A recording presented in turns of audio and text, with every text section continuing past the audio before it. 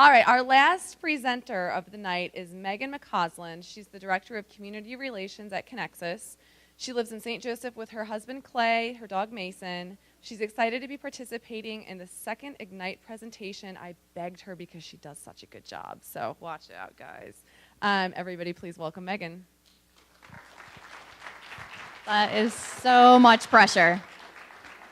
So I work at Kinexus. Kinexus is a nonprofit headquartered in Benton Harbor. We do business, workforce, and community development. And I'm going to start off by telling you about one of my very favorite projects we do that integrates workforce and community development.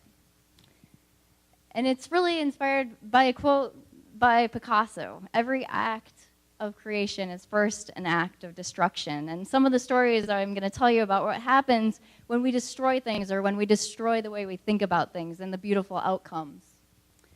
Like many struggling cities, Benton Harbor has its share of abandoned properties. These properties attract crime and detract from otherwise really nice neighborhoods.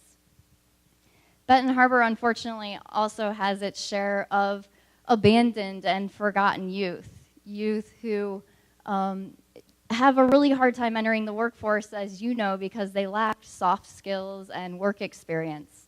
So we combined the two. We brought the abandoned and forgotten houses together with the abandoned and forgotten youth and turned the youth into trainees who deconstructed the houses, learning construction skills and learning soft skills.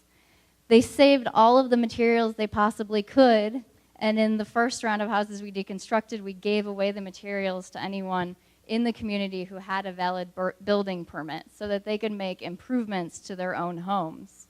One of the people who sticks out in my mind from this day that we gave away the materials is Lisa Gorman. She's a pastor at a local church, and she's going to use the windows and doors and lumber that our trainees salvage in order to fix up this abandoned property for her daughter to live in. This is a little idea we're still working on, but we're considering turning some of the leftover materials into furniture, which is a potential training opportunity and perhaps a revenue generator. So now we'll look at some other creative things people are doing with abandoned properties. This project uses abandoned houses as a canvas for an outdoor art gallery. It's world-renowned, and the artist's goal is to inspire local kids to put a paintbrush in their hand instead of a weapon. This is an abandoned house that was converted into an outdoor open-air theater where free concerts are held for 100 people at a time. This house in New Orleans was changed into a blackboard where the community can come and write about the things they want to achieve before they die. It's an idea that's been replicated 300 times in 50 countries throughout the world. And these tiny Texas homes are built 99% from salvage material from abandoned properties. They're about 120 to 350 square feet, and they sell for about $30,000 to $90,000. This is a farmhouse that was abandoned in 1968, and it was converted by a Canadian artist to look like a dollhouse using furniture from the period in which it was abandoned.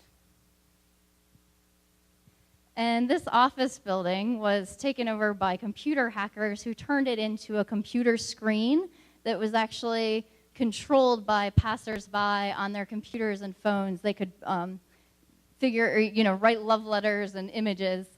This farm is in an abandoned warehouse in New Buffalo. It's a farm that grows produce from floor to ceiling using vertical farming.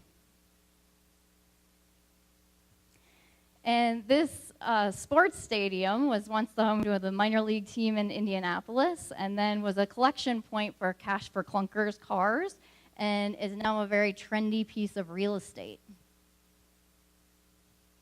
And this theater was actually built in the 1920s and cost about $40 million in today's dollars to make, and has been converted to a parking garage. These artists use houses that are going to be demolished, and they give them one last hurrah by making them art before they clear the land to build a new structure. And so I challenge you now to think about the problems in your own life. What can you create if you destroy the way you're currently thinking about them? If you want to learn more about any of these projects, my presentation will be on SlideShare until it gets taken down because I stole every single one of these images without permission.